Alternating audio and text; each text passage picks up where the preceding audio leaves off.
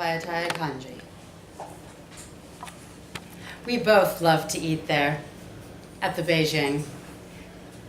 It was close to the house where my dad grew up and where my grandmother still lived, the 6 months of the year she was not in India. When my dad realized it was only the two of us at home that night, he packed me up into the car. The decor of the restaurant hadn't changed since I was a child, or I hadn't noticed. The same lazy Susans spinning, the same black chairs padded with dull red suede. I was using chopsticks to catch at imaginary food when our dishes arrived, and my usual, the chili chicken with peanuts. I steadily piled it onto my plate. I was nearly 18 and chatted away about starting university, how my brother would soon follow after, the two of us being so close in age. When I looked up, I saw the tears in my father's eyes. Dad? When I was 10, I tripped on my grandmother's fireplace grate, rusted and heavy. Her sari draped over the lazy boys, she told me off, gold bangles swinging over her plump wrists and the Mangala Sutra on her chest. I wouldn't stop crying. She complained to anyone who would listen that I was too soft. Told them I must have inherited this from my mother's side of the family. To be fair, at this point, neither of us knew my big toe was actually broken. Flustered by my father's tears, I put my chopsticks down on the white linen.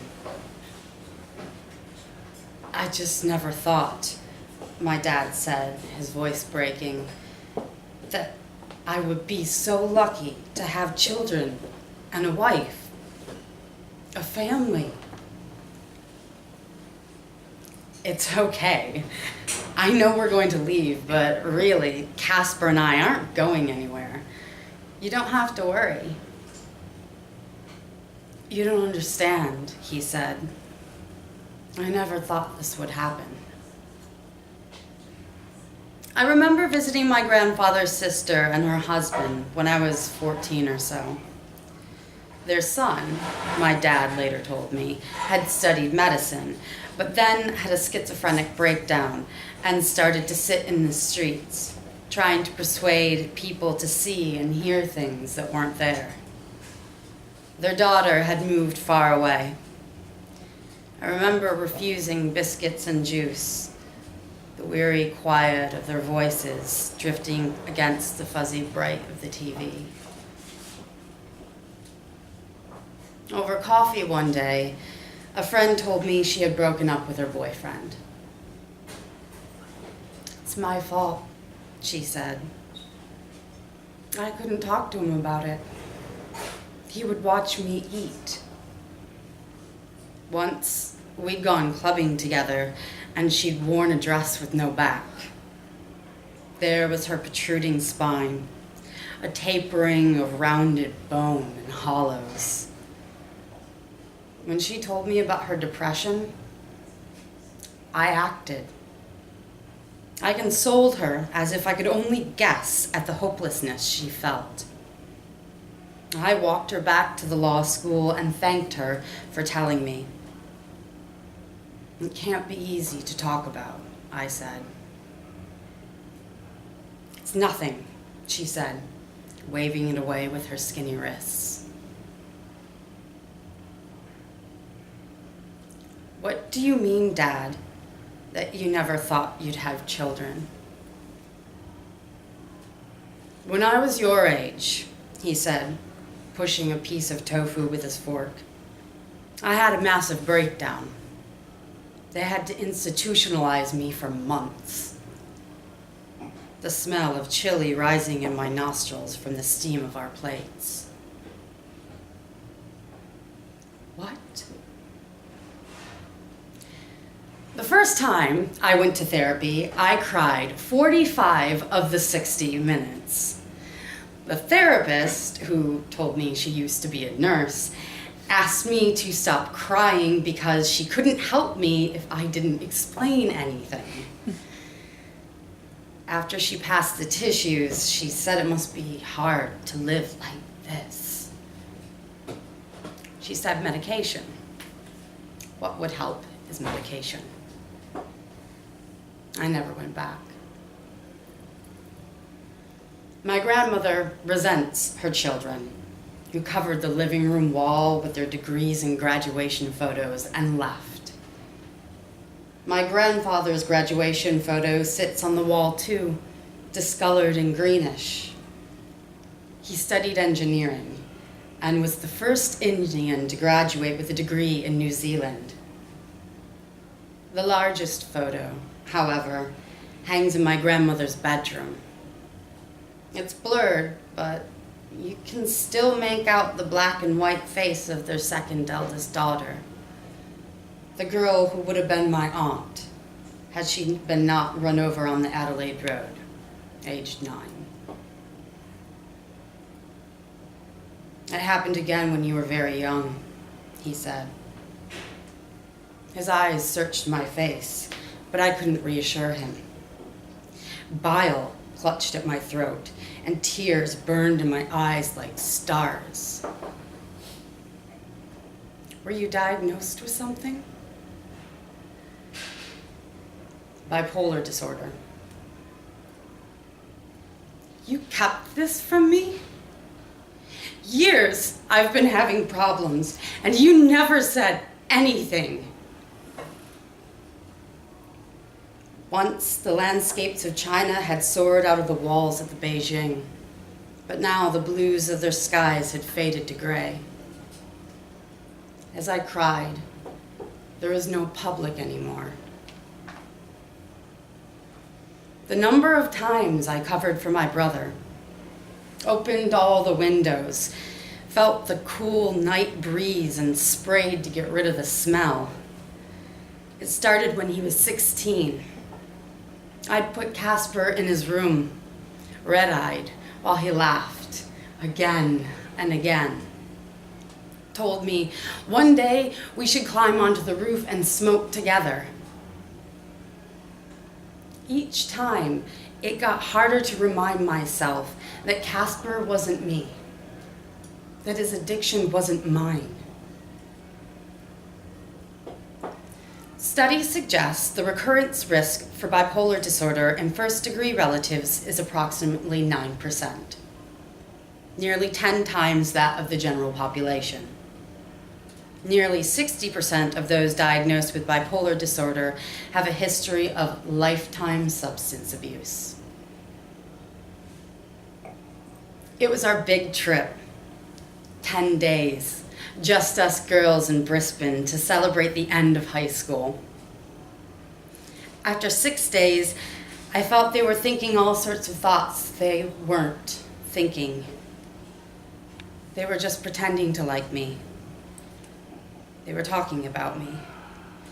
They could see who I really was. I couldn't be there.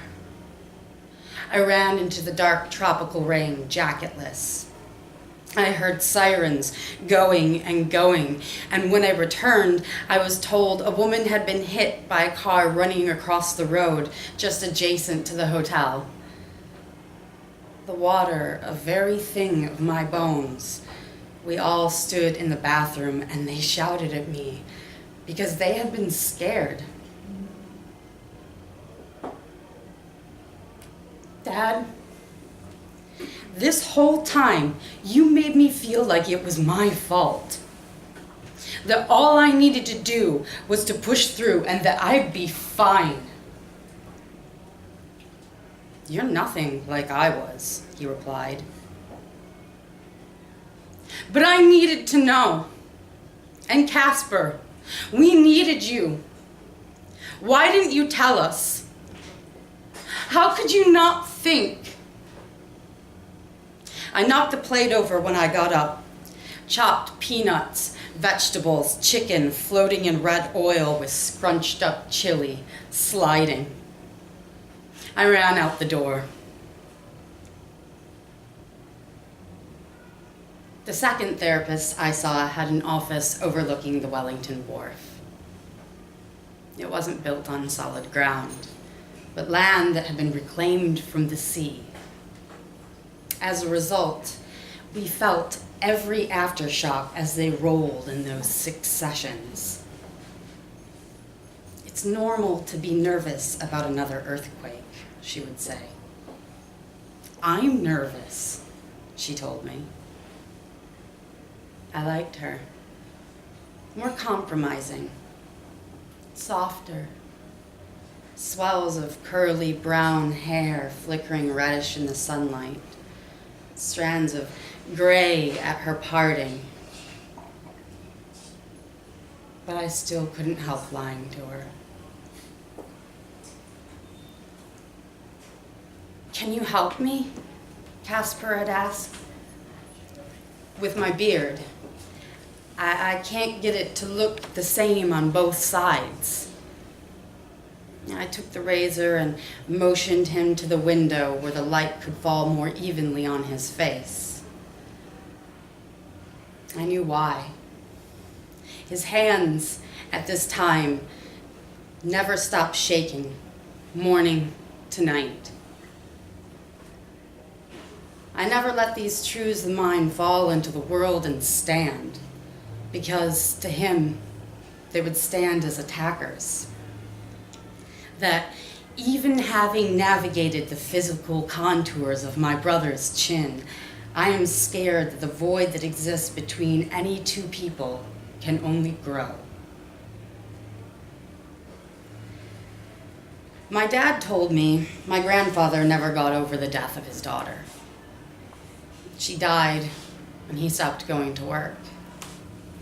He would sit in his underwear in the study, surrounded by shelves of his books on mathematics and physics. My grandmother was left to survive everything, to bring up 7 children, to work long hours at cleaning jobs, to continue living. For this, she will never forgive anyone. She'll always forget my birthday and complain that I never come to see her. The dishes that I wash are still dirty. The walnuts I crack open for her are no good. I had walked from Newtown to Cobham Drive before my uncle found me. My dad had called him, said I'd run off from the Beijing. He took me home, and in his car I sat quietly, because I was done unraveling. My second year at university, sitting on a bus, when a nurse walked on with her 4 charges. I noticed it immediately, as if the push to move swelled in the minds of these men until it had to be released. A shaking hand and tapping feet, restless legs, the quivering of an arm away and towards the body, the cyclical juddering of the head from one side to the other. Sounds that felt strange to attribute to a human. I wondered what they felt behind their contorted but blank faces. I kept thinking how people would regard me differently if they could only see it. A languid Greek boy used to sit at the back of my modern fiction class at university. He'd cross his arms and legs everywhere, as if all the space in the world could be his. We talked about the characters whose lives were eclipsed by solitude, and he said it was possible to embrace depression as a part of who you are. I tried my best not to look at him. Whenever I had to do something I really didn't want to do, my dad would tell me that I was old enough and ugly enough to do it. I always felt how much he wanted me to thrive. I came home from the Beijing aching into my mother's arms. I don't know what medication my dad was given, or even in which hospital he was institutionalized. But I knew even that night that this had been his best, that we came from the same well of pain, and that he had done his best.